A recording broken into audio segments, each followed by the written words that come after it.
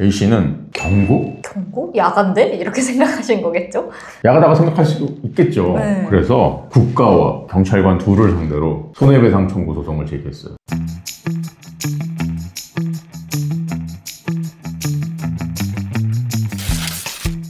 변호사님 안녕하세요. 안녕하세요. 여러분이 범죄 피해를 입었다면 경찰서에 고소장을 접수하는 걸 고려하실 거예요. 그런데 경찰에서 이 고소장의 내용이 죄가 되지 않는다면서 접수도 하지 않고 반려한다면 여러분 어떻게 하실 건가요? 최근에 이와 관련해서 의미 있는 판결 나왔다고 합니다. 이 사건의 내용 좀 자세히 듣고 싶습니다. 어떤 내용인가요? 그 A라는 분이 2015년 4월쯤에 경찰서를 찾아가셨어요. A씨가 D라는 사람 소개로 F라는 사람과 그 운송 계약을 체결하고 네. 이제 운송 용역을 제공을 한 다음에 돈을 받아야 되잖아요. 네. F가 D한테 돈을 줬어요. 네. A한테 주라고. 네. 맡긴 거죠, 돈을. 네네. 근데 D가 A한테 돈을 안 준 거예요.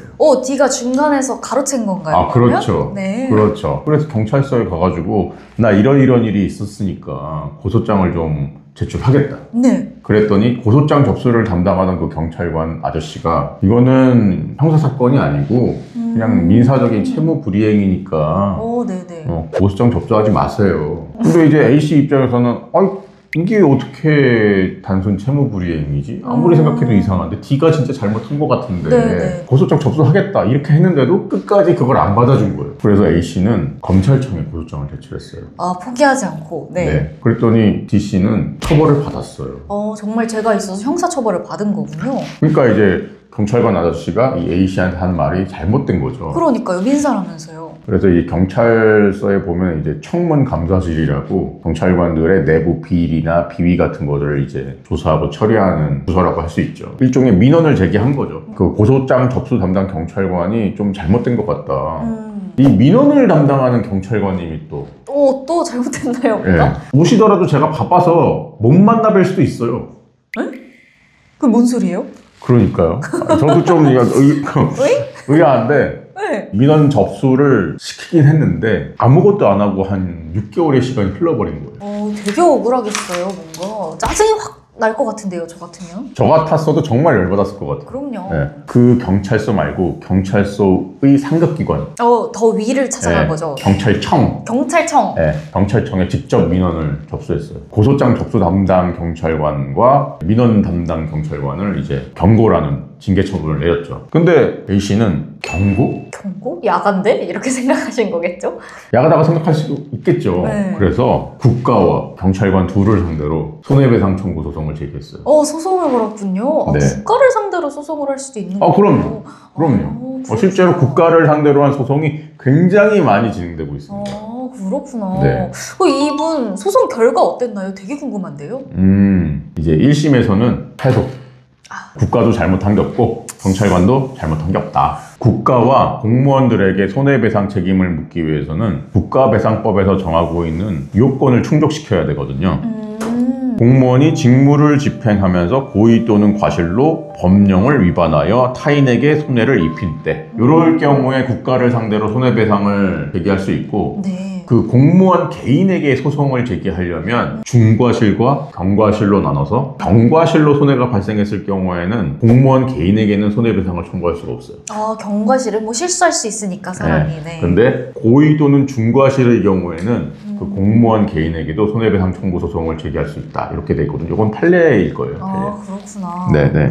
근데 좀 과실 기준이 전 좀 애매한 것 같아요. 누가 판단하나요? 이거 기준이 있나요? 약간 애매하긴 한데 그래도 이제 법원에서 제시한 기준은 있어요. 공무원에게 통상 요구되는 정도의 상당한 주의를 하지 않더라도 약간의 주의를 한다면 손쉽게 위법 유해한 결과를 예견할 수 있는 경우임에도 만연히 이를 간과함과 같은 거의 고의에 가까운 현저한 주의를 결여한 상태. 이건 거의 고의야. 이렇게 볼 수 있으면 중과실이라고 볼 수 있다는 거죠. 그러니까 아예 고의로 손해를 가하거나 진짜 조금만 조심했으면 되는데 그걸 안 해가지고 손해가 발생시킨 경우에는 공무원 개인에게도 책임을 물을 수 있다. 하여튼 1심 판결에서는 공무원의 직무상 불법 행위가 없었다고 판단을 한 것 같아요. 1심에서는 이제 경찰관들이 직무상 불법 행위가 없었다고 판단을 해서 국가의 배상 책임도 인정하지 않고 개인에 대한 배상 책임도 인정하지 않은 거죠. 근데 2심 재판은 좀 결과가 달랐다고요? 달랐죠. 이겼어요.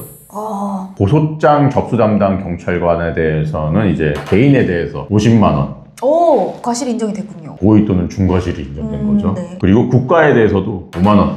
5만. 약소하지만 그래도. 그래도. 왜 인정을 했느냐? 당시에 범죄 수사 규칙이라는 이제 경찰청 내부에 훈령 같은 규정이 있어요. 거기에 따르면 이제 고소장은 원칙적으로 접수가 돼야 돼요. 반려는 고소장의 내용만으로도 범죄가 성립되지 않는 것이 아주 명백할 때 예외적으로 가능하긴 하지만 그래도 접수 후 검토하고 반려 사유와 이의 제기 방법을 이제 고소인한테 고지를 해야 되는 거죠. 법원에서는 이제 이 고소장 담당 경찰관이 A의 고소 내용을 아주 안이하게 채무불이행 민사사안이다 라는 이유로 고소장을 접수하지도 않은 것 자체를 거의 중과실로 본 거죠. 그렇다면 이 A가 제기한 민원의 처리를 지연시킨 그 경찰관 C, 이분에 대해서도 책임이 인정됐나요? 민원 접수 담당 경찰관에게도 네. 30만 원. 인정이 됐군요, 다. 그리고 동시에 이제 국가에 대해서 5만 원. 약소하지만 그래도 인정됐다는 게 의미가 있는 거죠. 네. 네네네. 헌법이랑 국가공무원법, 경찰공무원 복무규정, 민원처리법 이런 이제 법률이나 헌법 규정에 따르면은 민원 자체도 접수를 거부할 수가 없어요. 그리고 원칙적으로 접수된 민원은 7일 이내에 처리가 돼야 돼요. 7일이 도과해서 민원 처리가 진행되다가 30일이 경과되면 민원인에게 중간 처리 상황을 좀 통지하도록 돼 있어요. 민원 서류를 제출하기 위하여 방문하겠다고 전화하였음에도 불구하고 바쁜 일이 있을 수 있다면서 못 만날 수 있다고 답변했다. 아니 자기가 바쁘더라도 대직자를 통하거나 아니면 우편으로 받거나 아니면 전자메일을 받거나 이런 식으로 이래 민원 서류를 충분히 제출을 받을 수 있었는데도 이를 안내하지는 않았다. 그러니까 민원을 접수를 받기는 했는데 6개월이 지나는 동안 이제 민원 처리가 안 되면은 짜증나죠, 진짜. 결국에는 이 민원인이 그 상급 기관에까지 다시 민원 접수를 하게 만들었다. 그리고 아까 말씀드린 대로 이제 30일이 지나면 이제 중간 결과 통지라도 해야 되는데 그것도 안 했다. 요 세 가지를 근거로 이 민원 접수 담당 경찰관에게 중과실을 인정했어요. 고의 또는 중과실. 그리고 이 판결은 대법원에서 그대로 확정됐어요. 확정이 됐구나. 예, 또. 예. 네, 거의 확립된 법리라고 봐도 되겠죠. 그런데 변호사님, 저희가 한참 말한 이거 꽤 옛날에 이루어진 판결이라고 하더라고요. 판결이 2019년에 선고되긴 했지만 이제 판단 자체는 2015년 당시의 규정을 근거로 한 거죠. 근데 현행 규정도 그렇게 별 차이가 없어요. 10년 후인 지금도 똑같이 좀 적용이 된다라고 보시나요? 네, 좀 볼까요? 네.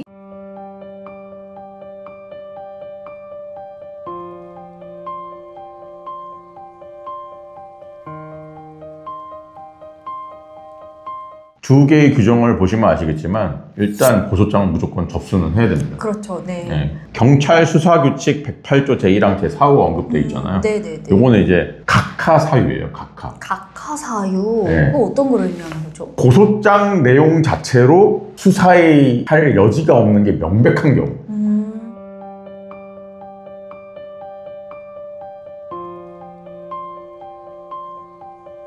제가 우리 PD님을 한 대 때렸다. 그 PD님이 저를 고소했는데 수사기관에서 수사를 해보니까 이건 혐의가 없어. 근데 또 1년 있다가 똑같은 내용을 또 고소하는 거예요. 동일한 사건이니까 새로운 증거가 나와야 되는데 네. 똑같다. 그러면 이건 각하할 수 있다. 경우에 따라서는 이제 고소장을 제출하신 다음에 고소 내용을 수사기관이 확인을 해야 되잖아요. 네. 경찰관이나 검사가 전화를 하는데 전화를 안 받으시고 네? 전화를 받더라도 나와서 설명을 해주셔야죠 이러는데 저 안 나갈 거예요 이제. 그 고소랑 관련해서 아무런 얘기도 하고 싶지 않아요. 그럼 뭐 해주려고 해도 뭐. 불가능하거든요. 그니까요. 고소장을 제출해서 하는데 이분이 어디 계신지 몰라. 그러면 수사가 진행이 안 되거든요. 그러니까요. 네, 뭐 이런 어떡해. 경우에는 각하할 수 있다. 이제 고발은 고소랑 좀 다른 게 고소는 피해를 입은 사람이 직접 수사를 해달라고 요청하는 거고 네. 고발은 제3자지만 이런 불법 행위가 있으니 수사기관에서 수사를 진행해 달라 이런 취지거든요. 뭔가 이제 고발을 통해서 수사를 진행하려면 뭔가 증거와 같은 이제 근거가 있어야 되잖아요. 그쵸. 근데 이제 그런 소문이 있더래요. 이것만으로 수사를 진행하기에는 그쵸. 너무. 위험하죠. 마지막으로 경우에 따라서 고소를 할 수 있는 사람과 고발을 할 수 있는 사람이 정해져 있는 죄가 있어요. 공정거래법 위반의 경우에는 공정거래 위해서 고발을 해야 하고 도세범 처벌법 위반의 경우에는 국세청의 그 고발이 있어야 수사가 진행될 수 있는 경우도 있고 모욕죄 모욕죄. 같은 경우는 모욕을 당한 사람이 고소를 해야 되는데 다른 사람이 고발하면 이제 수사가 진행될 수 없거든요. 그쵸. 이런 요건이 충족되지 않는 게 명백하면 이제 수사를 진행할 필요가 없는 게 명백하니까 각할 수 있다는 거죠. 그렇군요. 일단 고소장은 접수하고 하고. 그 다음에 이제 각하 사유가 없는지 검토하도록 돼 있어요. 그러면 좀 개인적으로 궁금한데 변호사님도 이런 일을 좀 겪은 적이 있으실까요? 저는 변호사니까 접수를 거부한 적은 없죠. 그쵸. 근데 좀 재밌는 경험을 하긴 했어요. 오, 궁금한데요? 제가 최근에 업무상 횡령, 업무방해, 보험사기방지 특별법 위반 보험사기 방지 특별법 위반. 이렇게 고소장을 만들어서 접수를 했는데 담당 경찰관으로부터 연락을 받은 거예요. 네네네. 보험사기방지 특별법 위반 고소장이 접수가 되면 대부분 이제 교통범죄수사팀으로 이제 배당이 된대요. 그런데 이제 교통범죄수사팀에서는 이제 업무상 횡령이나 업무방해를 수사해 본 경험이 없으시니까 그러네요, 또. 우리는 이거 판단할 수가 없다. 보험사기방지 특별법 위반은 보험회사가 고발한 경우에만 수사가 진행된다. 고소장 반려 요청을 해달라는 거예요. 자기가 수사 경험이 없으면 수사 경험이 있는 수사부서에 넘겨야 되잖아요. 경찰관이 한두 분 계신 게 아니니까 경찰서에.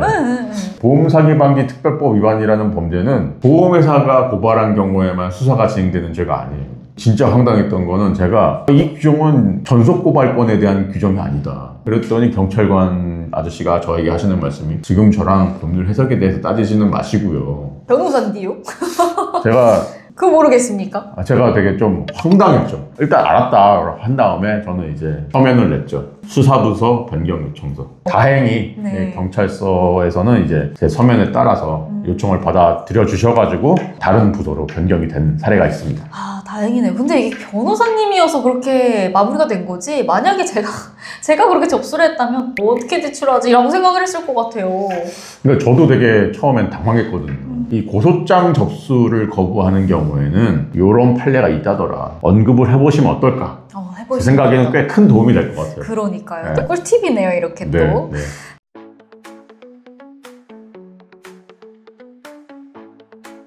고소장이나 민원이 부당하게 좀 거부당했다라고 생각이 드신다면 포기하지 마시고 상급 기관이나 그리고 법원에 호소하시면 될 것 같고요. 그게 안 된다면 어떻게? 우리 법 아저씨한테 또 찾아와 주시면 될 것 같습니다. 이와 관련된 경험담 좀 공유해 주시면 좋을 것 같아요. 구독과 좋아요 잊지 마시고요. 저희는 다음 시간에 뵐게요. 마지막 한마디 해주시죠.